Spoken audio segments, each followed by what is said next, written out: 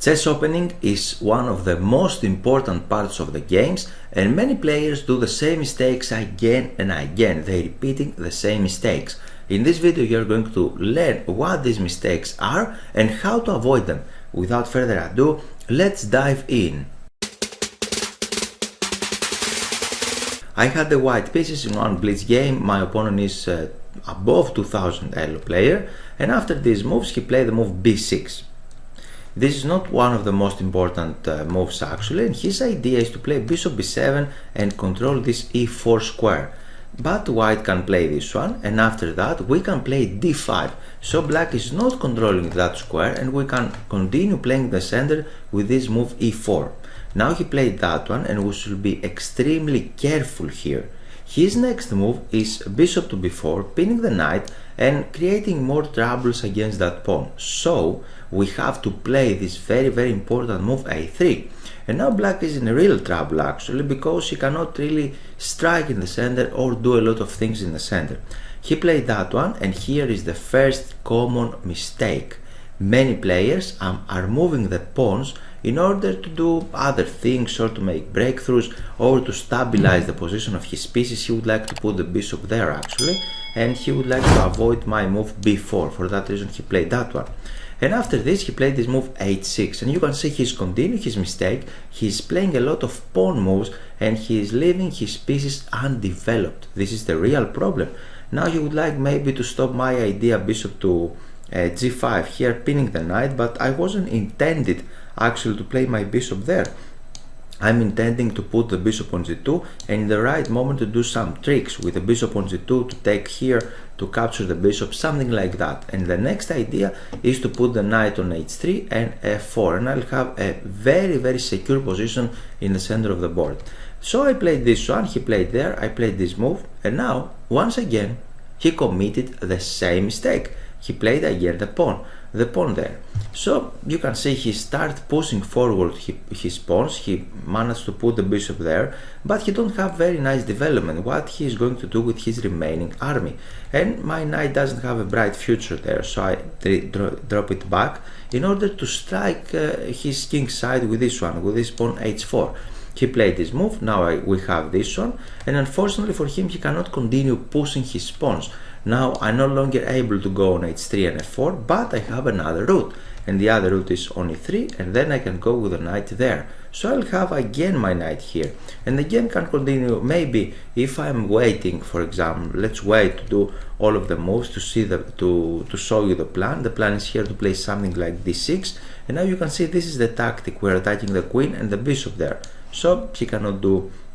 If you would like to get attacking positions in every opening, then I suggest you this amazing course, 10 aggressive openings, blitz friendly. And here I'd like to show you the lessons inside the website. If you are logged in, then you are going to see this new menu profile. If you click it, you are going to see this page, and then you can click here my lessons. From this one you can see your available lessons, and if you scroll down you can click here 10 aggressive openings with Asaf Givon. With this fantastic author we create together the lessons, and you can see here one lesson after the other. You can see typical mistakes, after that how to start the game correctly, the best 10 moves, then you can see what are the aggressive openings, and then you are going to learn one lesson after the other. We have a lot of lessons there, and you can create a very solid and strong repertoire with white and black. And here you can see two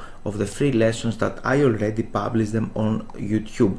And last but not least, here you can download the PGN theory on your website. You can download the practice, the PGN files. You can see all of the games online on my website, or if you click here on practice PDF, then you can see the exercises in the PDF format, and you will be available to download this as well. You can set up these positions. You have a lot of interesting examples in each position from every single opening. I suggest you this fantastic course in order to start correctly in every single opening. A lot of things we are winning here, but I give a lot of moves actually to white.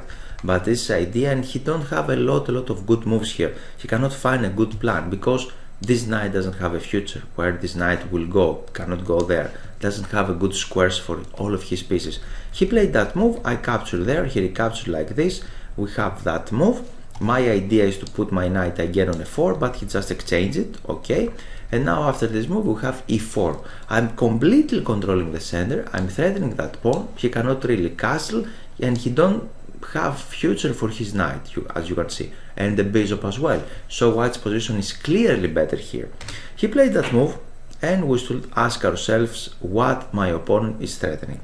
He's threatening to checkmate, so I played this one. I'm extremely happy to exchange queens because then my bishop can replace the queen, and you can see the pawn is under attack. So he played that one, he lost the pawn, and now we are one clear pawn up. After these exchanges he played another mistake. Actually it's a normal looking move because he would like to develop the knight and maybe to put it there, but he is losing something. He is losing the pawn on e6 because it is spin, and after this maybe the most practical was to just exchange queens and go forward to exchange queens, like queen takes on f7. Here my computer suggests a very brilliant move actually. It's bishop on g5. I never thought about that. The idea is that we're attacking the queen, we are allowed him to go there to give a check, and after this he don't have a good moves. For example, he can take the bishop, but we have a checkmate. I'm sorry, I didn't see bishop on c5, so I played the normal move, I took there, and after this I tried to exchange queens, and he played this move, queen to e7. Now you have the control and you can go forward with the white pieces. Can you find the move that I played and force him to resign? It's your turn. And if you manage to find it, you are very welcome to write a comment below. Now let's go forward to see another game. I played with another opponent, I had the black pieces, and after these moves we have the very normal Caro-Kann, he exchanged there, and now he played the move. Believe it or not, he was 1900 elo player on Elite Chess, and he played this move, knight to e5.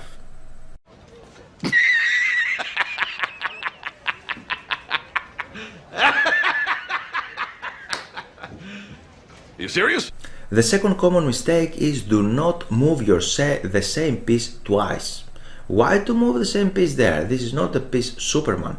You cannot do anything with that piece actually. You need to develop your remaining army.